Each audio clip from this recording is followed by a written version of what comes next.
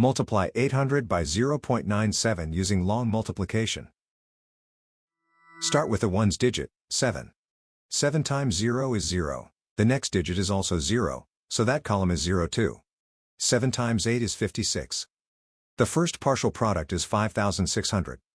Now use the tens digit, 9. Start one place to the left. 9 times 0 is 0. The next digit is also 0, so that column is 0 too. 9 times 8 is 72. The second partial product is 72,000. Now add the partial products, working from right to left. The ones and tens columns each add to 0. Move right to left, one column at a time. In the hundreds column, 6 plus 0 is 6. In the thousands column, 5 plus 2 is 7. In the 10 negative thousands column, bring down 7. The whole negative number product is 77,600. Count the highlighted digits after each decimal point. The factors have 2 decimal places altogether, so the product needs 2 decimal places.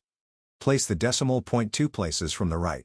77,600 becomes 776.00.